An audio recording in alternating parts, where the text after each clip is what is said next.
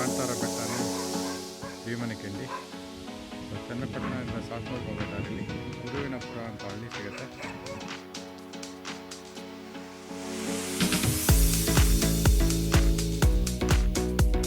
ಎಲ್ಲರಿಗೂ ನಮಸ್ಕಾರ. ಇವತ್ತು ಭೀಮನಕೆಂಡಿ ಬೆಟ್ಟಕ್ಕೆ ಬಂದಿದ್ದೀನಿ.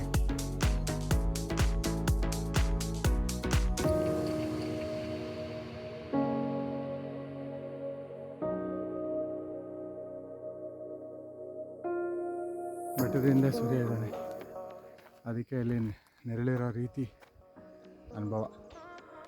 ಈ ಬೆಟ್ಟಕ್ಕೆ ದ್ವಾಪರ ಯುಗದ ನಂಟಿದೆ. ಈ ಭೀಮನಕೆಂಡಿ ಬೆಂಗಳೂರಿಂದ ಒಂದು ಚನ್ನಪಟ್ಟಣಕ್ಕೆ ಬರಬೇಕು. ಚನ್ನಪಟ್ಟಣದಿಂದ ಸಾಸ್ನೂರಿಗೆ ಹೋಗೋ ದಾರಿ ಕಂಚನಹಳ್ಳಿ ಅಂತ ಬರುತ್ತೆ. ಸೊ ಅಲ್ಲಿ ಎದುರುಗಡೆ ತಗೊಳ್ಳಿ, ಅಲ್ಲಿ ಎದುರುಗಡೆ ಕಾಣೋ ಬೆಟ್ಟನೇ ಭೀಮನಕೆಂಡಿ ಬೆಟ್ಟ. ಭೀಮನಕೆಂಡಿ ಬೆಟ್ಟದ ಮೇಲೆ ಕುಂತಿ ತನ್ನ ಕೈಯಿಂದಾನೇ ಮಾಡಿರುವ ಒಂದು ಬಸವೇಶ್ವರನ ವಿಗ್ರಹ ಇದೆ.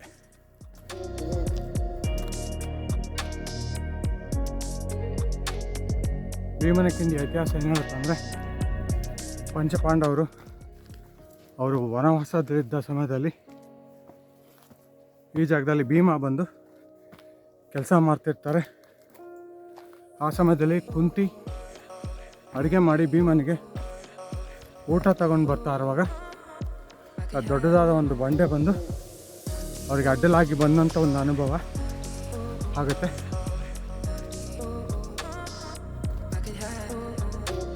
ಸೊ ಅವಾಗ ಕುಂತಿ ಭೀಮನ ಹೆಸರು ಹಿಡಿದು ಕರೆದಾಗ ಅವರ ಧ್ವನಿ ಮಾತ್ರ ಕೇಳ್ತಾ ಇರುತ್ತೆ, ಅವ್ರು ಕಾಣ್ತಾ ಇರಲ್ಲ.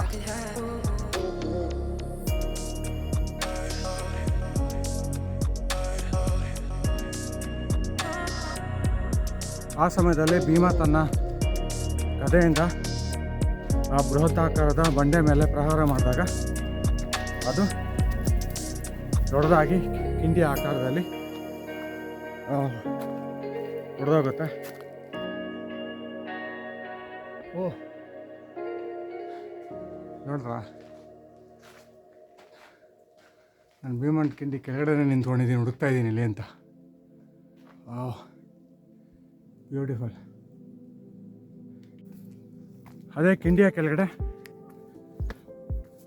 ಕುಂತಿಯವರು ಭೀಮನಿಗೆ ಊಟ ಬಡಿಸಿ ಊಟ ಮಾಡ್ತಾರವಾಗ ಭೀಮನ ಮೈ ಸವರ್ತಾ ಇರ್ತಾರಂತೆ. ಯಾಕಂದ್ರೆ ಅವ್ರು ಕೆಲಸ ಮಾಡಿ ಮಾಡಿ ಎಲ್ಲ ಧೂಳಾಗಿರುತ್ತೆ, ಬೆವರೆಲ್ಲ ಬಂದಿರುತ್ತೆ.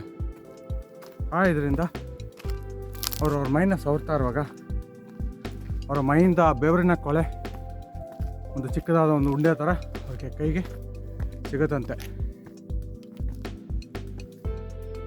ಸೊ ಅವ್ರಿಗೆ ಕೈಗೆ ಸಿಕ್ಕ ಆ ಕೊಳೆಯ ಉಂಡೆಯನ್ನೇ ತಮ್ಮ ಕೈಯಿಂದಲೇ ಒಂದು ಪುಟ್ಟದಾದ ಒಂದು ಬಸವನ ಮಾಡಿ ಆ ಕಲ್ಲು ಮೇಲೆ ಇಡ್ತಾರಂತೆ.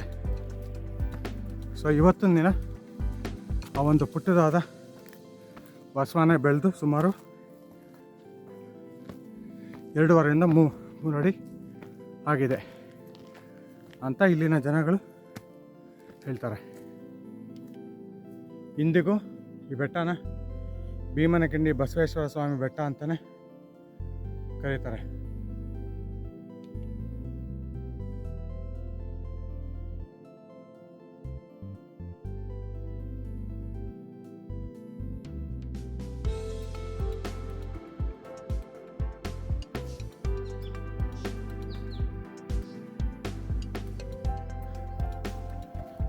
ಈ ಥರ ವಿಷಯವುಳ್ಳ ಪುರಾತನವಾದ ಜಾಗ ಇಲ್ಲಿ ಬಂದು ನಮ್ಮ ಪುಸ್ತಕದಲ್ಲಿರಬೇಕು. ಆಗ ನಮ್ಮ ಮಕ್ಕಳೆಲ್ಲ ತಿಳ್ಕೊಳ್ಬೇಕು. ಇವತ್ತಿನ ಆಧುನಿಕತೆಯಲ್ಲಿ ಮೊಬೈಲು ಟೆಕ್ನಾಲಜಿ ಅದರ ಒಂದು ಆಕ್ರಮಣದಿಂದ ನಮ್ಮ ಇತಿಹಾಸವುಳ್ಳ ಜಾಗಗಳೆಲ್ಲ ಮರೆಮಾಚಿ ಆಗ್ತಾ ಹೋಗ್ತಾ ಇದೆ.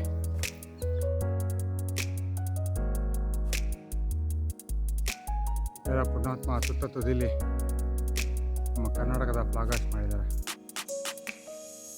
ನಮಸ್ಕಾರ. ಯಪ್ಪ ತುದಿಲಿ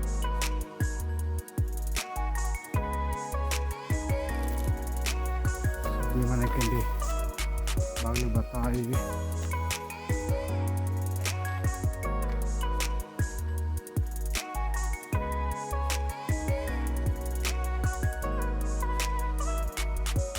ಓಹ್ ನೋಡ್ರಾ, ನಾನು ಭೀಮನ ಕಿಂಡಿ ಕೆಳಗಡೆ ನಿಂತ್ಕೊಂಡಿದ್ದೀನಿ, ಹುಡುಕ್ತಾ ಇದ್ದೀನಿ ಇಲ್ಲಿ ಅಂತ. ಓಹ್ ಬ್ಯೂಟಿಫುಲ್. ಇಲ್ಲಿ ಬಸವೇಶ್ವರ ಗುಡಿನ ಬಟ್ಟೆಯಿಂದ ಮುಚ್ಚಿದ್ದಾರೆ. ಯಾಕಂದ್ರೆ ನಮ್ಮ ಜನಗಳು ಗೊತ್ತಲ್ಲ, ಭೀಮನ ಬೆವರಿಂದ ಮಾಡಿರೋ ಒಂದು ಬಸವೇಶ್ವರ ತುಂಬ ಸಾಫ್ಟಾಗಿರ್ಬೋದು ಅಂತ ಕಡ್ಡಿ ಎತ್ಕೊಂಡು ಚುಚ್ಚಿ ಅದನ್ನು ಆಕಾರವಾಗಿ ವಿಕಾರ ಮಾಡಿಟ್ಟಿದ್ದಾರೆ. ಅದರಿಂದನೇ ವಿಗ್ರಹ ಹಾಳಾಗಬಾರ್ದು ಅಂತ ಬಟ್ಟೆಯನ್ನು ಮುಚ್ಚಿದ್ದಾರೆ. ಇಂಥ ಜಾಗಕ್ಕೆ ಪ್ರವಾಸಿಗರು ಜಾಸ್ತಿ ಸಂಖ್ಯೆಯಲ್ಲಿ ಬರಬೇಕು. ಇದೆಲ್ಲ ನಮ್ಮ ಪುರಾತನ ಇತಿಹಾಸವುಳ್ಳ ಜಾಗಗಳು. ಇದನ್ನು ಹಾಗೆ ಕಾಪಾಡ್ಕೋಬೇಕಂದ್ರೆ ಜಾಸ್ತಿ ಜನ ಬರ್ತಾ ಇರಬೇಕು, ಈ ಜಾಗದ ಒಂದು ದರ್ಶನ ಮಾಡ್ತಾ ಇರಬೇಕು. ಆವಾಗಲೇ ಇಂಥ ಜಾಗಗಳೆಲ್ಲ ಉಳಿಯುತ್ತೆ. ಹೊರಗಡೆ ಎಷ್ಟೇ ಬಿಸಿಲಿದ್ರು ಈ ಜಾಗದಲ್ಲಿ ಒಂದು ಕುಳಿತುಕೊಂಡಾಗ ತಣ್ಣಗಿದೆ. ಫ್ರಿಜ್ಜೆಲ್ಲ ಅಷ್ಟೊಂದು ನಮಗೆ ಕೋಲ್ಡ್ನೆಸ್ ಫೀಲ್ ಆಗಲ್ಲ. But this is beautiful.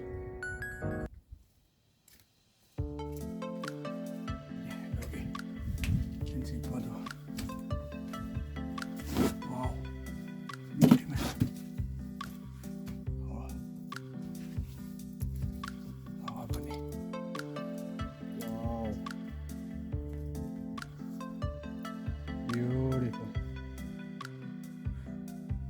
ನೋಡಿ, ಅದ್ಭುತ.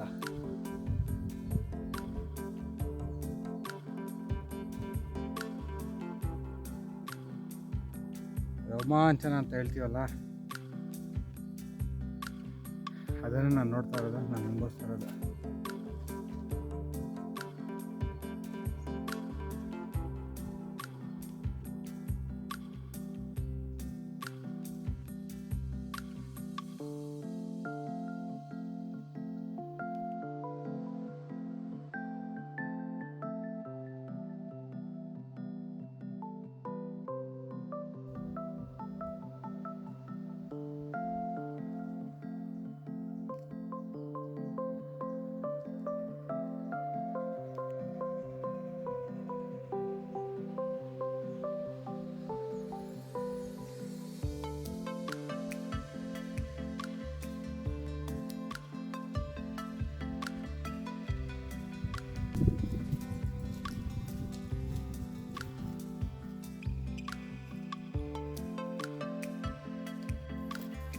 ಭೀಮನ ಕಿಂಡಿ ಬೆಟ್ಟ ಹತ್ತಿದಾಯಿತು. ಹತ್ತಿ ಸ್ವಲ್ಪ ಹೊತ್ತು ದೇವಸ್ಥಾನ ಹತ್ರ ಕಾಲ ಕಳೆದೆ. ಇದು ಶನಿವಾರ ಆಗಿರೋದ್ರಿಂದ ದೇವಸ್ಥಾನ ತೆಗೆದಿಲ್ಲ. ಹಾಗೂ ಬೆಟ್ಟದ ಮೇಲೆ ಯಾರಾದರೂ ಇರ್ತಾರೆ ಅಂದ್ಕೊಂಡೆ. ನನಗೆ ಗೊತ್ತಿಲ್ಲ, ಇತ್ತೀಚೆಗೆ ನಾನೊಬ್ಬನೇ ಇರ್ತೀನಿ ಬೆಟ್ಟದ ಮೇಲೆ, ಯಾರೂ ಸಿಗೋದೇ ಇಲ್ಲ. ಸುತ್ತಮುತ್ತ ನೋಡ್ತಾ ಇರ್ಬೋದು, 6 ಇಂದ 7 ಅಡಿಯಷ್ಟು ದಟ್ಟವಾದ ಹುಲ್ಲುಗಳು ಬೆಳೆದು ನಿಂತ್ಕೊಂಡಿದೆ. ಅದೇ ಮಳೆಗಾಲದಲ್ಲಿ ಏನಾದರೂ ಬಂದರೆ ಫುಲ್ಲು ಹಸಿರಾಗಿರುತ್ತೆ. ಬ್ಯೂಟಿಫುಲ್. ಯಾಕೆಂದರೆ ತುಂಬ ಬ್ಲಾಗ್ಸ್ ನೋಡಿದ್ದೀನಿ ಈ ಬೆಟ್ಟದ್ದು. ಅವರೆಲ್ಲ ಆ್ಯಕ್ಚುಲಿ ಮಳೆಗಾಲದಲ್ಲೇ ಬಂದಿರೋದು. ಎಲ್ಲ ಹಚ್ಚ ಹಸಿರಾಗಿದೆ. ಬಟ್ ಇವಾಗ ಸ್ವಲ್ಪ ಬೇಸಿಗೆ ಕಾಲ ಸ್ಟಾರ್ಟ್ ಆಗ್ತಾ ಇರೋದ್ರಿಂದ ಎಲೆಗಳೆಲ್ಲ ಒಣಗ್ತಾ ಇದೆ. ನೋಡ್ಬೋದು, ಹುಲ್ಲುಗಳೆಲ್ಲ ಆಲ್ಮೋಸ್ಟ್ ಅಲ್ಲೂ ಯೆಲ್ಲೋಯಿಶ್, ಆಲ್ಮೋಸ್ಟ್ ಗ್ರೀನರಿ ಕಡಿಮೆ ಆಗ್ತಾ ಬಂತು. ಯೆಲ್ಲೋಯಿಶ್ ಆಗಿ ಕನ್ವರ್ಟ್ ಆಗ್ತಾ ಇದೆ. ಯಾವ ಬಂಡೆ ಹಾಗೆ ಇಳ್ಕೊಂಡು ಬಂದರೆ ಇಲ್ಲೊಂದು ಚಿಕ್ಕದಾದ ಒಂದು ಕೊಳ ಇದೆ. ಬೇರೆ ಪ್ರಾಣಿಗಳಿಗೆಲ್ಲ ಯಾರೋ ಒಳ್ಳೆ ಕೆಲಸ ಮಾಡಿದ್ದಾರೆ. ಅದ್ರ ಪಕ್ಕ ಬಂದರೆ ತುದಿ ಹಚ್ಚ ಹಸಿರು ಬ್ಯೂಟಿಫುಲ್. ಅಲ್ಲೇನು ಶೆಡ್ ಕಾಣ್ತಾ ಇದೆ, ಕೆಳಗಡೆ ಅಲ್ಲಿ ಕಾಣ್ತಾ ಇರ್ಬೋದು ಬ್ಲೂ ಕಲರ್ ಶೆಡ್. ಅಲ್ಲಿಂದನೇ ನಾನು ಹತ್ಕೊಂಡ್ಬಂದಿದ್ದೆ. ನನ್ನ ಬೈಕಲ್ಲೇ ಆಲ್ಮಾರ್ದ ಕೆಳಗಡೆ ಪಾರ್ಕ್ ಮಾಡೋದು.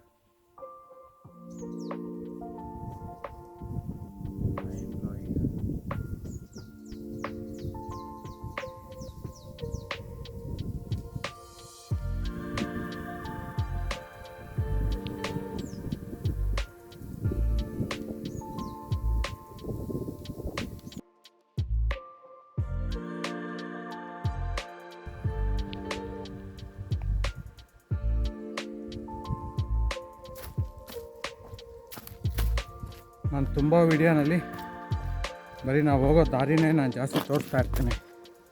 ಯಾಕಂದರೆ ನಾವು ಟ್ರಕ್ ಮಾಡೋ ದಾರಿ ಅಷ್ಟು ಸುಲಭದಾಗಿರಲ್ಲ. ಫ್ಲ್ಯಾಟ್ ಲ್ಯಾಂಡ್ ಅನ್ನೋದು ತುಂಬ ಕಡಿಮೆ ಟ್ರಕ್ ಮಾಡುವಾಗ ನಮಗೆ ಸಿಗೋದು. ಕಲ್ಲು ಮಣ್ಣಿನ ದಾರಿನೇ ಜಾಸ್ತಿ. ಆಗಲೂ ಕಲ್ಲು ಬಂಡೆಗಳು ತುಂಬ ಸರಿ ಜಾರು ಬೀಳ್ತೀವಿ, ಕೈಕಾಲು ಗೇಟಾಗತ್ತೆ. ಅದು ಟ್ರಕ್ ಮಾಡೋದ್ರಲ್ಲಿರೋ ಒಂದು ಮಜಾನೇ ಬೇರೆ.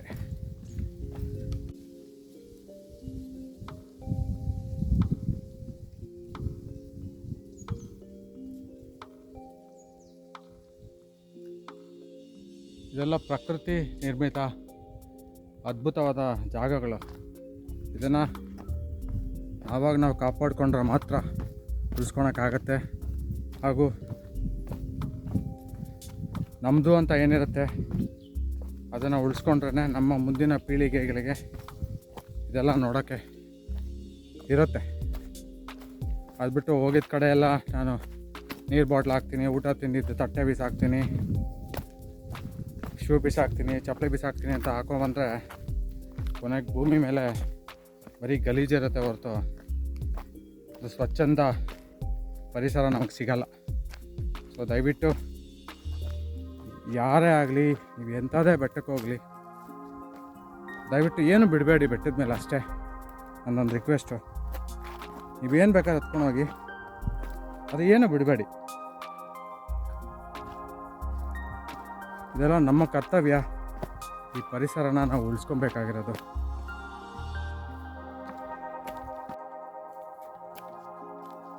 ಈ ಬೆಟ್ಟದ ಮೇಲೂ ಸಹ ಸುಮಾರು ಪ್ರಾಣಿಗಳು ಇರುತ್ತೆ. ಅದರ ಪುಣ್ಯಾತ್ಮ ಒಂದು ನೀರಿನ ಹೊಂಡ ಮಾಡಿಸಿದ್ದಾನೆ, ನಮ್ಮ ಹೊಟ್ಟೆ ತಣ್ಣಗಿರಲಿ.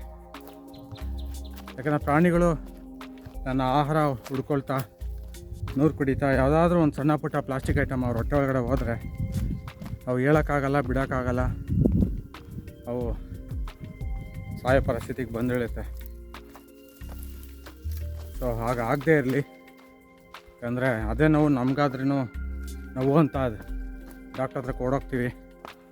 ಆದರೆ ಪ್ರಾಣಿಗಳಿಗೆ ಇಲ್ಲಿ ಆಪರ್ಚುನಿಟಿ ಇಲ್ಲ. ಸೊ ಪ್ರಾಣಿಗಳಿಗೂ ಸಹ, ಪ್ರಾಣಿಗಳ ಆರೋಗ್ಯ ದೃಷ್ಟಿಯಿಂದಲೂ ಸಹ, ಪ್ರಕೃತಿಯ ಒಂದು ಆರೋಗ್ಯ ದೃಷ್ಟಿಯಿಂದಲೂ ಸಹ ನಾವು ಪ್ಲಾಸ್ಟಿಕ್ನ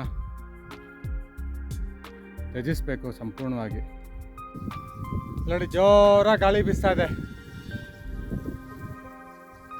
ಇವತ್ತು ಭೀಮನಕೆಂಡಿ ಬೆಟ್ಟದ ಮೇಲೆ ನಾನೊಬ್ಬನೇ, ಯಾರೂ ಇಲ್ಲ.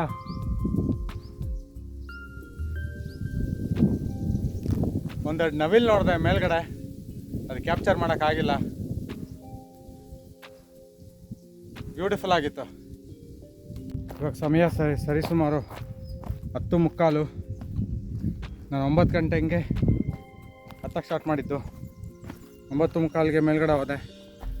ಅಲ್ಲೊಂದು 15ರಿಂದ 30 ನಿಮಿಷ ಸಮಯ ಕಳೆದಿರ್ತೀನಿ. ಯಾಕಂದರೆ ಆ ಥರ ಒಂದು ಅದ್ಭುತವಾದ ಜಾಗ ಮೇಲ್ಗಡೆ, ಆ ಥರ ಒಂದು ಫೀಲಿಂಗು, ಆ ಥರ ಒಂದು ಅನುಭವ ಕೊಡುತ್ತೆ ನಮಗೆ.